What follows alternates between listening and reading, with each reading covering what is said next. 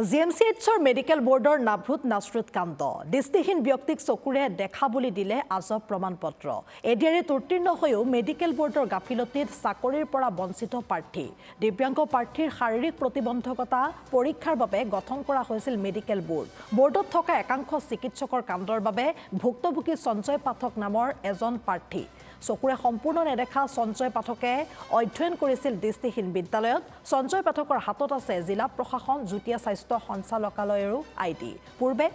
চিকিৎসকসকলেও সঞ্জয় পাঠকক দৃষ্টিহীন বুলি দিছিল প্ৰমাণপত্ৰ আৰু এডিআৰিত উত্তীৰ্ণ হৈ মেডিকেল বোৰ্ডৰ গাফিলতিৰ বাবে বঞ্চিত হৈছে প্ৰাৰ্থীজন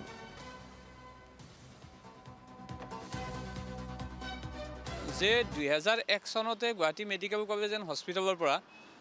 ইয়াৰ চকুৰে দেখা নাপায় বুলি কোৱা কাৰণে সেই চাৰ্টিফিকেটখন দিয়াৰ বাবেই গুৱাহাটীৰ দৃষ্টিহীন উচ্চ মাধ্যমিক বিদ্যালয়ত 2011 চনলৈকে ই ব্ৰেইল পদ্ধতিত 12 চনলৈকে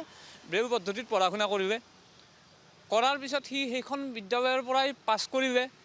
আপোনালোক সকলোৱে জানে যে ব্লাইণ্ড হায়াৰ ছেকেণ্ডাৰীত আৰু কোনো দেখা মানুহে নপঢ়ে নেদেখা মানুহে ব্ৰেইলত পঢ়ে তো নেদেখা ব্যক্তি হোৱাৰ কাৰণে তাক এডমিশ্যন দিয়া হ'ল আৰু এডমিশ্যন দিয়াৰ পূৰ্বে গুৱাহাটী মেডিকেল কলেজ এণ্ড হস্পিটেলৰ পৰা এখন চাৰ্টিফিকেটো দিয়া হৈছিলে আৰু সেই চাৰ্টিফিকেটৰ ওপৰত ভিত্তি কৰি তেওঁক এডমিশ্যন দিয়া হ'ল তাৰ পৰা পাছ কৰিলে আৰু শেহতীয়াভাৱে এই যিটো এডিআৰি পৰীক্ষা হৈ গ'ল এডিআৰি পৰীক্ষাৰ পূৰ্বেও যিহেতু স্ক্ৰাইবৰ দৰকাৰ হয় নেদেখা ব্যক্তিৰ ক্ষেত্ৰত লিখিবলৈ কাৰণ ব্ৰেইল পদ্ধতিত লিখা ছিষ্টেম যিহেতু নাথাকে নৰ্মেল পদ্ধতিতে লিখা ছিষ্টেম থাকে সেইকাৰণে আমাক এজন স্ক্ৰাইব দিয়া হয় আৰু এই স্ক্ৰাইবজন দিয়াৰ ক্ষেত্ৰতো স্ক্ৰাইবজন দিয়াৰ পূৰ্বেও আজিকালি এটা নিয়ম আছে যে ডিষ্ট্ৰিক্ট এডমিনিষ্ট্ৰেশ্যন বা ডেপুটি কালেক্টৰৰ ওচৰত আচলতে এখন এপ্লিকেশ্যন কৰিব লাগে আৰু তেওঁ সংশ্লিষ্ট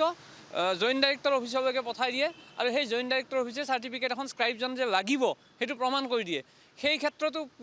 সম্পূৰ্ণ নীতি নিয়মৰ পদ্ধতিৰ মাজেৰে ডিচি অফিচৰ পৰা চিঠি পঠালে সেই চিঠি আপোনালোকক আমি দি দিম লগতে জইণ্ট ডাইৰেক্টৰ হেল্থৰ পৰাও এখন চিঠি মানে এওঁক এখন চাৰ্টিফিকেট দিলে যে তেওঁক স্ক্ৰাইব লাগে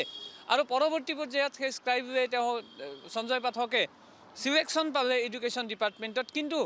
মেডিকেল বোৰ্ডৰ নামত এক ভেকু ভাওনাত পৰিণত কৰি আচলতে মই পূৰ্বতেও কৈছোঁ যে ইয়াত দেখা মানুহবিলাকে মেডিকেল বোৰ্ডখনত পাছ হৈ যায় যিসকলে বাইক লৈ আহি মোৰ ঘৰলৈকে আহে মই য'ত বাইক চলাই পালচাৰ চলাই ফুল স্পীডত চলাই থকা ল'ৰাই কিন্তু আজিৰ দিনটোত ব্লাইণ্ড বুলি চাকৰি কৰি আছে গুৱাহাটী মেডিকেল কলেজ যদি পাছ কৰিব গুৱাহাটী মেডিকেল কলেজত যিখন মেডিকেল বোৰ্ডৰ নামত যিখন ভেকু ভাওনা কৰিছে সেই ভেকু ভাওনাত পাছ কৰি ওলাই গৈছে কিন্তু এই নেদেখা ব্যক্তিজনে ইয়াক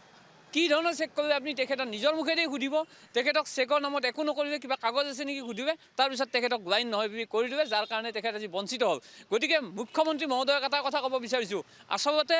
আপুনি যে অকল চাকৰিকেইটাৰ ক্ষেত্ৰতে যে এইবিলাক কৰিছে তেতিয়াহ'লে ইউডিআৰি কাৰ্ডখন দিয়াৰ দৰকাৰ কি এই যে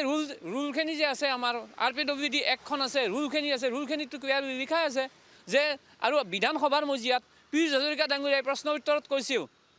যে আমাৰ আচলতে চাৰ্টিফিকেটখন সংশ্লিষ্ট বিষয়াই দিব সংশ্লিষ্ট বিষয়া কোন জইণ্ট ডাইৰেক্টৰ হেল্থ বুলি কৈছে তো জইণ্ট ডাইৰেক্টৰ হেল্থত যি আমাৰ ৰুল আৰু আইনৰ ওপৰত যিখিনি যি ধৰণে পালন কৰি যি ধৰণে দিব লাগে সেই ধৰণে আচলতে ইউডিআইডি কাৰ্ডখন দিব লাগে আৰু 2021 চনৰ 5 মে'ত এটা অধিসূচনা আছে যে ইউডিআইডি কাৰ্ডখনে অৰিজিনেল সেইখিনি থকাৰ পিছতো কি যুক্তিত ইয়াক বঞ্চিত কৰিলে আচলতে এইটো কথাৰ পৰা এটা বস্তুৱে প্ৰমাণ হৈ গৈছে যোগ্য প্ৰাৰ্থী আজিৰ দিনটোত জিএমচিৰ এই নাটকখনৰ পৰা বঞ্চিত হৈ আছে আৰু অযোগ্যসকল পাছ হৈ ওলাই গৈ আছে এইখন যেন এখন নাটকত পৰিণত কৰিছে তাত বাহিৰে অন্য একো নহয় আৰু এটা কথা আমি সজোৰে ক'ব খোজোঁ এই ধৰণৰ ব্যক্তি যদি কিবা কাৰণত বঞ্চিত হৈ যায় কোনো কাৰণত কাকো শান্তিত থাকিব দিয়া নহ'ব এই জিএমচিত যি ঘটনা চলি আছে তাক কিন্তু পৰ্দাফাছ কৰাই হ'ব